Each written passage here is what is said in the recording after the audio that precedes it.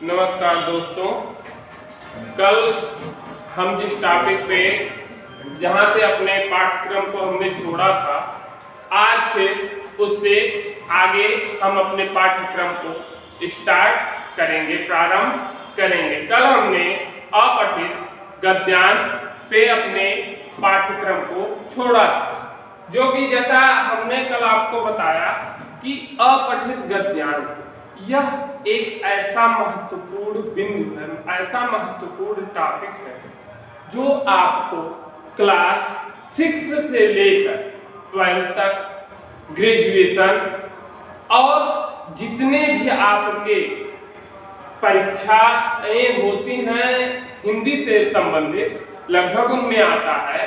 और यह आपकी एक दिवसीय जो परीक्षाएं हो गई या किसी भी कंपटीशन एग्जाम को दृष्टिकोण से जिसमें आपका हिंदी का सिलेबस होता है, उसमें यह एक अपना महत्वपूर्ण भूमिका, महत्वपूर्ण स्थान प्रदान करता है, जो हमें कहीं ना कहीं हमको मेरिट लिस्ट में आने में बहुत मददगार साबित होता है। और इसको करना उतना ही आसान होता है, बस हमको करना क्या है, कुछ छोटी छोटी बातों पे विशेषकर ध्यान देना है। जैसा कि हमने कल बताया था, जो भी हमारा अपठित गद्यांश उसको हम क्या करेंगे, पहले ध्यानपूर्वक पढ़ेंगे, ध्यानपूर्वक उसको पढ़ेंगे 1 से 2 बार, क्योंकि हमको हमारा जो वनडे एग्जाम होता है उसमें हमको बहुत कम ही, बहुत संकुचित समय मिलता है। बोर्ड एग्जाम में हम अगर इस पे सबसे ज्यादा फोकस करेंगे तो पीछे के क्वेश्चन छूट जाएंगे और यह आसान हो, तो हमको इस पे बहुत ज्यादा समय नहीं देगा, मैक्सिमम 5 से 10 मिनट, बहुत ज्यादा 5 से 10 मिनट में आपका 7 से 8 नंबर का क्वेश्चन सॉल्व हो सकता है। यह आपके विवेक पर निर्भर करता है। अब दूसरी बात हम आते हैं कि इसको पढ़ने के बाद क्या करना है, हमको प्रश्नों को पढ़ना। हमको पहले अपठित गद्यांश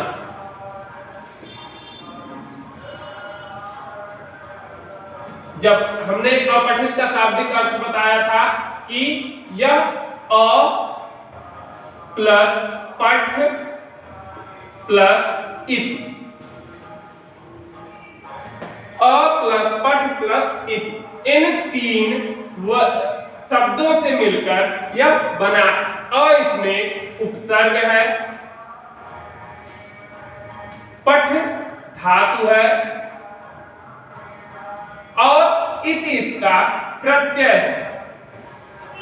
यानी अगर हमने कहा, हम बात करें यदि आपका इत प्रत्यय यानी उपसर्ग क्या होता है हमारा, कि जो शब्द के पहले यानी मूल शब्द के पहले लगकर उसके अर्थ में परिवर्तन लाए। ठीक, प्रत्यय क्या होता है हमारा, जो मूल शब्द के बाद में लगकर उसके अर्थ में परिवर्तन।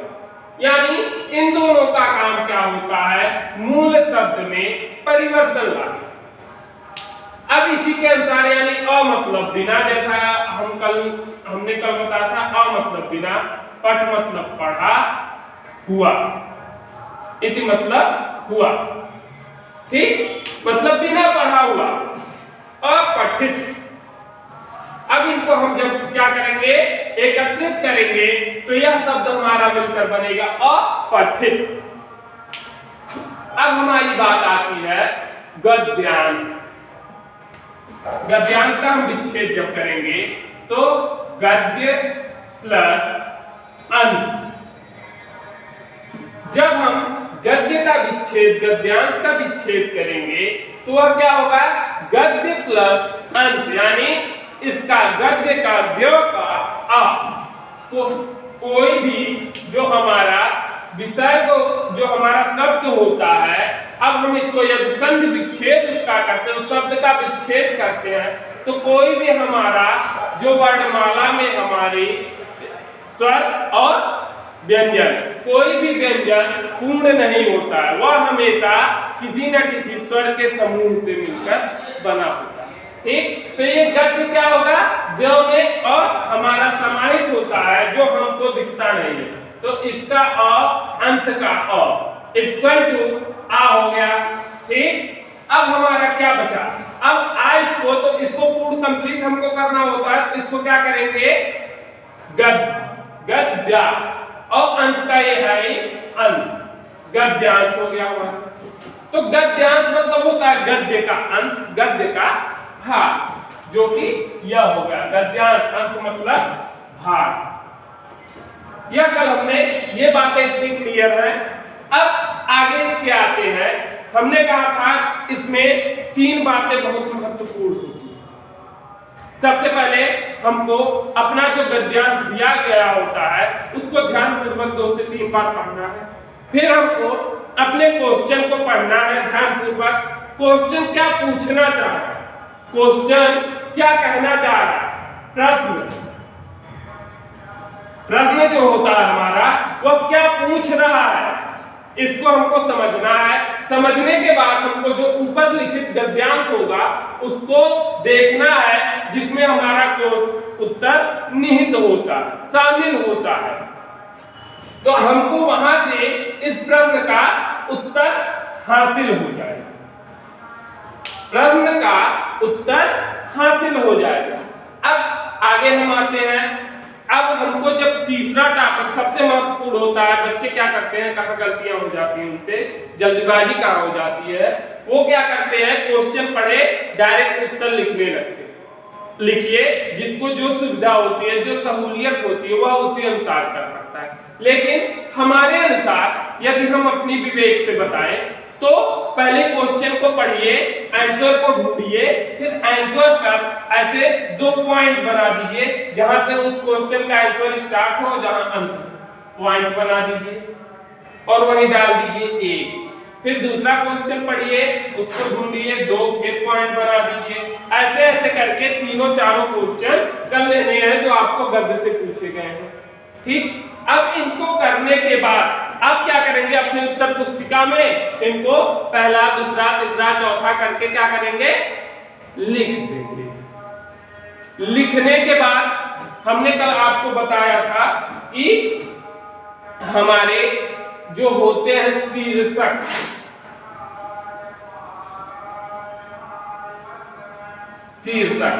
इसकी बात जब आती है हमारी, तो हम क्या करते हैं, शीर्षक में बहुत बच्चे घबरा जाते हैं कि इसका शीर्षक पता नहीं चल रहा है, इसमें कहाँ क्या शीर्षक हो सकता है, ये वगैरह वगैरह बातें उनके सामने, उनके दिमाग में आती हैं।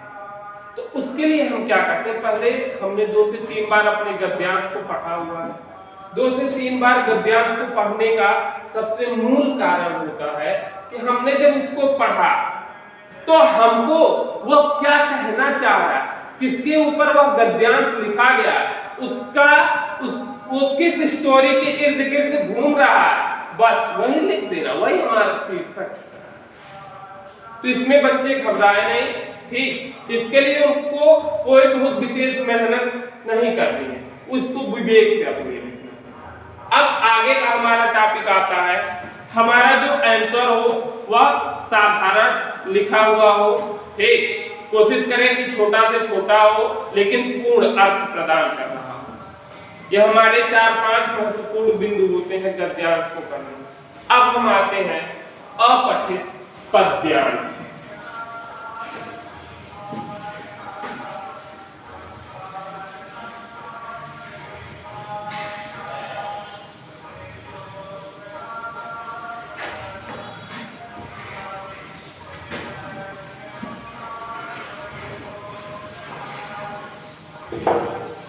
पद्यांश, अपठित पद्यांश हमारा क्या आता है, अपठित पद्यांश।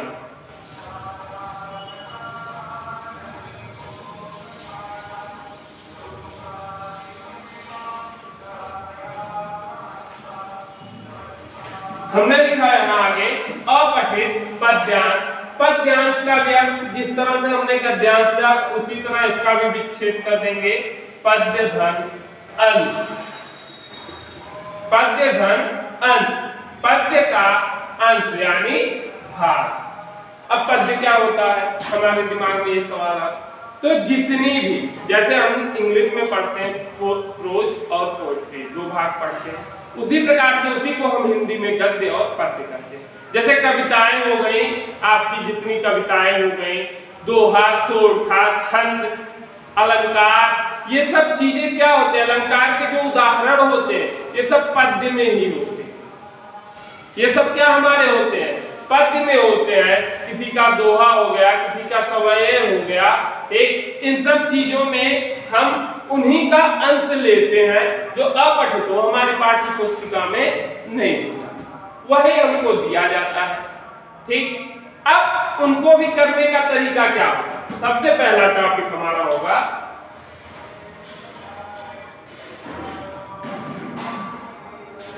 पहला टॉपिक ध्यान पूर्वक पढ़ें, पूर्वक पढ़ें,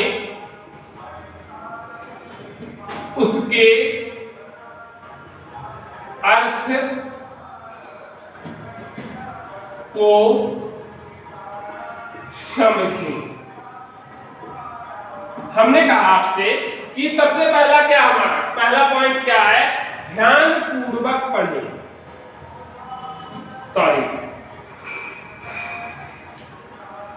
पढ़ें, उसके अर्थ को समझें। ध्यान पूर्वक पढ़ें, उसके अर्थ को समझें। यह हमारे लिए सबसे महत्वपूर्ण होता है दोनों ही भागों के लिए, चाहे गद्य हो चाहे पद्य। ध्यान पूर्वक पढ़ें। अब वह पद्य हमारा क्या कहना चाहता है, उसके भावार्थ को समझना, उसके सार को समझना बहुत जरूरी। जब तक आप उसके अर्थ को नहीं समझेंगे तब तक पद्य को कर पाना मुश्किल होगा, क्योंकि हमारा जो पद्य का उत्तर होता है वह कहीं ना कहीं उसके अर्थ में निहित होता है, उसके अर्थ में ही छिपा होता है। बच्चों के सामने क्या कंफ्यूजन आती है, सर इसमें वो लिखा नहीं है जो इसने पूछा। तो भैया आप लोगों से यह गुजारिश है कि जो चीज पद्य और गद्य में यही अंतर है, पद्य और गद्य में यही अंतर है। कहा गया है कि गागर में सागर, एक कहावत है, गागर में सागर। अब इसका अर्थ हम यह कह सकते हैं, किसी भी चीज को, किसी बृहद चीज को थोड़े में कर देना, यानी तो वही काम क्या करता है पद्य। पद्य हमको, गद्य कभी कभी नीरस लगने लगता है, लेकिन पद्य जो होता है वह हमेशा हमारे मन को एक सुखानुभूति देता है, एक अनुभूति देता है। वह भी उसके एक एक शब्द में कई अर्थ निहित होते हैं, उन्हीं अर्थों को हमको समझना है। उसका एक एक शब्द जो होता है उसमें बहुत से अर्थ निहित होते हैं, शामिल होते हैं। इन्हीं अर्थों को हमको समझना। यहाँ हमको क्या करना है, मेहनत थोड़ी करनी है।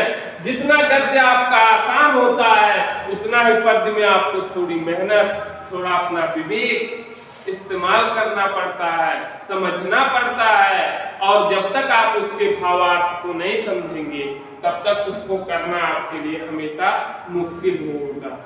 ठीक, अगर आप उसके भावार्थ को समझ रहे हैं, पद्य का मतलब कि उसके भावार्थ को समझना, आप उसके भावार्थ को समझिए, जैसे आपके लिए गद्य होगा उसी तरह आपका पद्य होगा। तो सबसे पहले ध्यान पूर्वक पढ़े, उसके अर्थ को समझे। दूसरा टॉपिक हमारा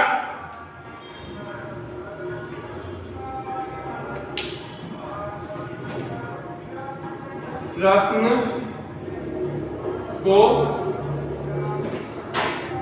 पढ़ें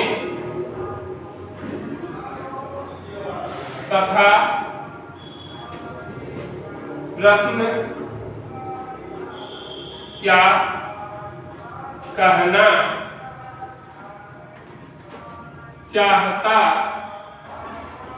है इसे समझें।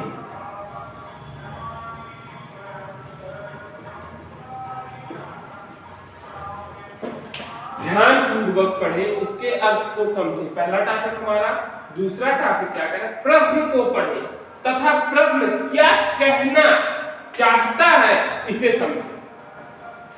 यहाँ ध्यान पूर्वक पढ़ना। दूसरा क्या, प्रश्न को भी हमको ध्यान पूर्वक पढ़ना। अब प्रश्न हमारा क्या कहना चाहता है, क्या पूछ रहा है प्रश्न, इसको हमको समझना है। अगर यही दो पॉइंट जो होते हैं हमारे सबसे महत्वपूर्ण होते हैं गद्य पद्य को करने में, कि प्रश्न सबसे महत्वपूर्ण बिंदु होता है कि प्रश्न क्या कहना चाहता है। यह जब तक आप नहीं समझ पाएंगे तब तक चाहे गद्य हो आपका या पद्य हो, उत्तर सही नहीं लिख पाएंगे। सबसे महत्वपूर्ण होता है प्रश्न के अर्थ को समझना, प्रश्न क्या पूछना चाहता है इसको समझना। तो हम यहाँ कहना चाहते हैं कि प्रश्न को पढ़े तथा प्रश्न क्या कहना चाहता है इसे समझे। अब हम आगे आते हैं। इसको समझने के बाद तीसरा टॉपिक हमारा है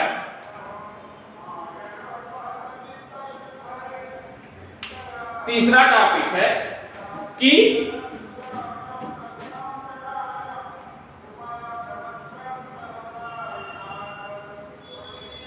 पद्य के अर्थ को समझकर प्रश्न का उत्तर विवेकानुसार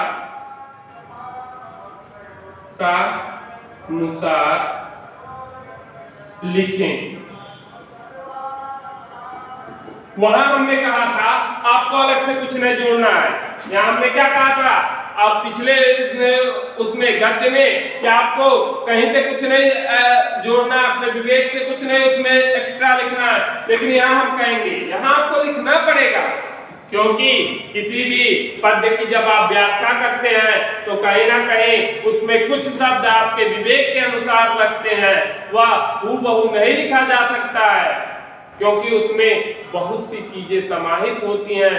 शब्द उसके एक शब्द के अनेक अर्थ निकलते हैं, उन्हीं अर्थों के अनुसार आपको क्या उसके अर्थ, पद्य के अर्थ को समझकर प्रश्न का उत्तर विवेकानुसार लिखें। विवेक के अनुसार, अपनी बुद्धि के अनुसार क्या पूछना चाह रहा है प्रश्न, इसके अर्थ में यह चीज निहित है तो इसको लिखना कैसे है, 2 शब्द में, 4 शब्द में, 6 शब्द में, एक लाइन में, यह आप पर निर्भर करता है। चौथा हमारा पॉइंट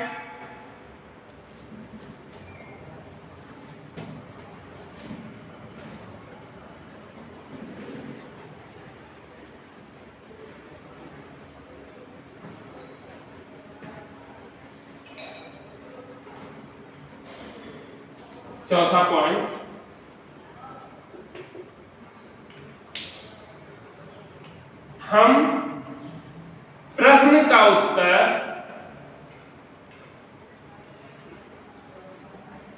भावार्थ के अनुसार देना है, न कि केवल अपने बौद्धिक ब्रैकेट में बुद्धि, बौद्धिक क्षमता के अनुसार देना है। कह रहे हैं प्रश्न का भाव उत्तर जो है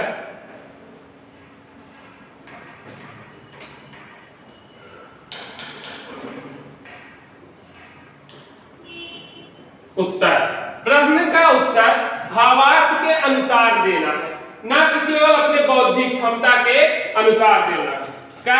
अब इनके कहने का आशय है कि प्रश्न का उत्तर जो उत्तर उसका लिखना है, यह नहीं केवल कि हमने क्वेश्चन पढ़ा, भावार्थ थोड़ा समझ लिए, अब उसको अपनी भाषा में लिख लेना, केवल अपनी भाषा में नहीं लिखना।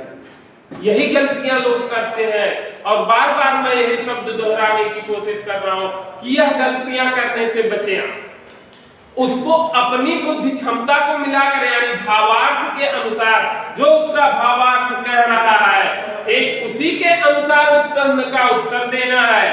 ठीक, क्योंकि जो क्वेश्चन आता है कहीं ना कहीं उसके भावार्थ को निहित करके ही आता है।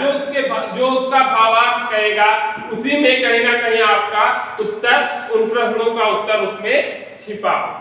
तो वहां भावार्थ के साथ अपनी बुद्धि का, अपने विवेक का इस्तेमाल करना है और उसके उत्तर को लिखना। पांचवा टॉपिक,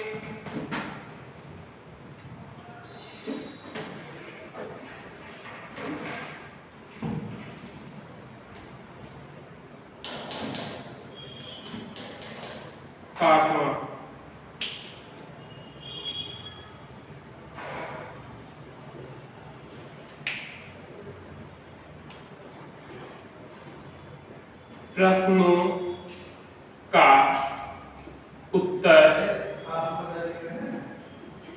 सरल तथा सामान्य भाषा में देने का प्रयास करें।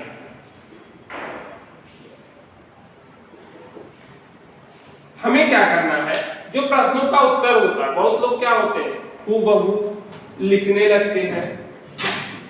अब उसमें क्या होता है, एग्जामिनर देखता है कि आप पढ़े क्या, आपने पढ़ा क्या, क्या आपका बौद्धिक स्तर इतना विकसित है, आपका बौद्धिक स्तर जो है क्या वह इतना विकसित है, क्या एग्जाम लिया आपका, परीक्षा ली क्यों जाते हैं, जो आपने पढ़ा क्या उसको समझा, बस वही काम एग्जाम करता है कि क्या आपका बौद्धिक स्तर उस लेवल का है, उस स्तर का है कि जो हमने दिया, क्या आप उसको समझते हैं, अपने ज्ञान से लिखे। इसलिए कोशिश करिएगा कि प्रश्नों का उत्तर सरल तथा सामान्य भाषा में देने का प्रयास, सरल तथा सामान्य भाषा में अपने क्वेश्चन का आंसर देने का प्रयत्न आप हमेशा करें, प्रयास हमेशा करें कि वह आसानी से दिया जा सके।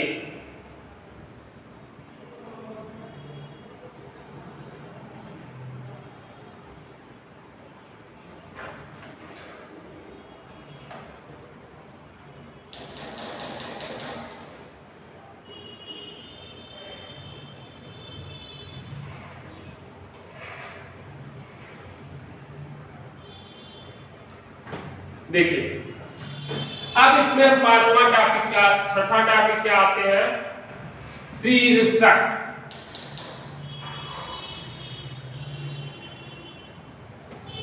छठे टॉपिक में हम आते हैं शीर्षक।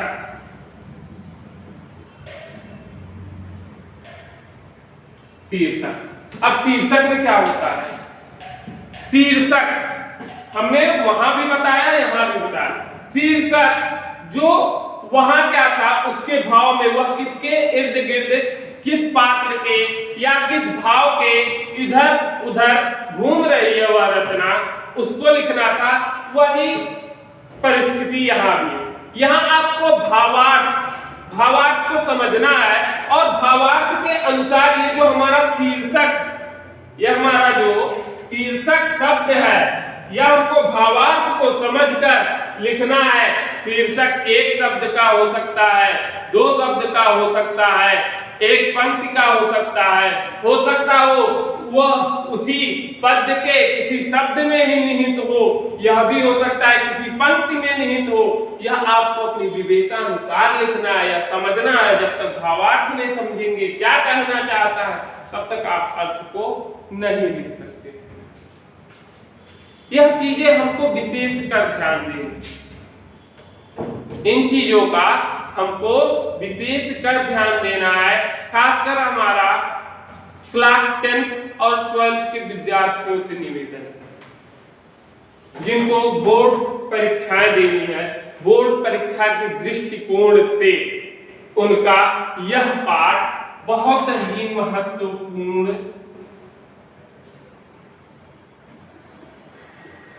भूमिका निभाता है।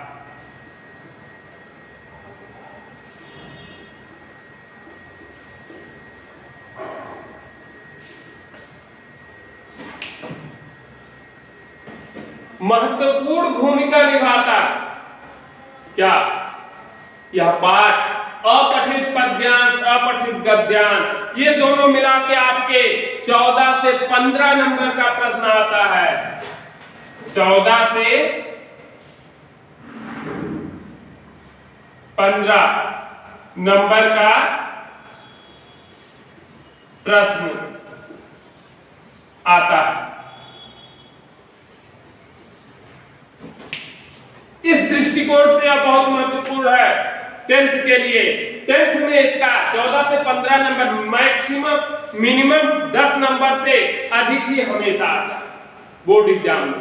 14 से 15 नंबर का क्वेश्चन आता है अपठित गद्यांश और पद्यांश का, और वही पठित और गद्यांश और पद्यांश भी आते हैं, उनको मिला के लगभग आपका 20 नंबर, लगभग आपका 20 नंबर तक का क्वेश्चन, 20 से 22 नंबर तक का क्वेश्चन यहाँ आता है, जो कि बहुत आसान होता है करना जिनको। ठीक, इसमें आपको बहुत ज्यादा समय नहीं देना है। आप 6 महीने, 4 महीने, 3 महीने, इस पे बस आप अपना 5-5 मिनट दीजिए, अपने महत्वपूर्ण समय का 5 से 10 मिनट डेली दीजिए। हम गारंटी के साथ कह सकते हैं कि यह क्वेश्चन आप बहुत आसानी से कर लेंगे, बहुत आसानी से और बहुत ही कम समय में कर लेंगे। आसानी की बात छोड़िए, समय भी कम लगेगा आपका, लेकिन समय थोड़ा आपको अभी से देना पड़ेगा। ये बातें हमारे लिए महत्वपूर्ण बस यही class 10th, 9th, 11th, 12th के लिए ही नहीं है, 6th, 7th, 8th के लिए ही नहीं है, यह आगे चल के हमारी प्रतियोगी परीक्षाएं जो होती हैं, जिनमें हिंदी से संबंधित प्रश्न आते हैं, उनमें भी एक महत्वपूर्ण भूमिका अदा करता है। यह जो चीज है अपठित गद्यांश और पद्यांश, यह एक महत्वपूर्ण भूमिका अदा करता है आने वाले भविष्य में। यह आपका भविष्य है, यह मत सोचिए, ये सोच के, इसको यह सोच के चलिए कि आने वाला भविष्य है, हम इस पे हम इन्वेस्ट कर रहे हैं। क्या कर रहे हैं? इन्वेस्ट कर रहे हैं। क्या समझ लीजिए, जो आप पैसा इन्वेस्ट करते हैं किसी बिजनेस को डेवलप करने में, उसी समय इस पे आप समय जो अपना इन्वेस्ट कर रहे हैं, कहीं ना कहीं जैसे बिजनेस आपका लाभ प्रदान करता है, उसी प्रकार से ये जो अपठित गद्यांश और पद्यांश है, यह आपके भविष्य, आपके फ्यूचर में आपको बहुत बड़ा लाभ प्रदान करने वाला है। आपको ऐसा सोचने में लगता होगा अरे कहाँ पता नहीं आता है कि नहीं आता, उसमें बहुत हाई लेवल का पूछता होगा, ऐसा कुछ नहीं। हाई लेवल क्या होगा? 10th, 12th, ग्रेजुएशन स्टैंडर्ड, इससे अधिक कोई हाई लेवल नहीं किसी कंपटीशन एग्जाम के। आप पीएचडी के लिए फॉर्म भरेंगे तो आप तो रिसर्चर बनेंगे, उसके लिए हमको नहीं देखना है, हमको ये देखना है कि हमको अपना फ्यूचर सिक्योर करना है। आज का समय जो है, लोग कहते हैं बेरोजगार, बेरोजगारी के पीछे बहुत बड़ा कारण छिपा हुआ, हमारी सोचने समझने की क्षमता कम होती है। आपके शिक्षा का उसमें बहुत महत्वपूर्ण योगदान है। जब तक आप शिक्षित नहीं होंगे तब तक आप कुछ सोचेंगे नहीं, कुछ सोचेंगे नहीं तब तक, और सोचने के लिए आपको पढ़ना जरूरी है, पढ़ना जरूरी है। इसलिए उन टॉपिकों के अनुसार मैं ये कहना चाहता हूँ कि ये जो आपके अपठित गद्यांश और पद्यांश है, इनको लिखना, पढ़ना जब बहुत जरूरी है और इनकी प्रैक्टिस उतनी ही जरूरी है, इनकी प्रैक्टिस, इनका प्रयोग उतना ही जरूरी है। प्रयोगात्मक रूप से जब आप किसी विधि को करते हैं तो आसानी से आपको समझ में आती है। अब आगे हम ये कहना चाहते हैं कि अगर इसमें आपको कोई समस्याएं आती हैं तो आप कमेंट बॉक्स में जरूर उसको लिख के भेजिए, जिससे हम आपकी समस्याओं का प्रत्युत्तर दे सकें। कल आगे इसी के बारे में हम कल पुनः फिर चर्चा करेंगे। इनको गद्यांश को और पद्यांश के क्वेश्चन को कैसे सॉल्व किया जाएगा, यह एक एक करके बताया जाएगा आगे के वीडियो में।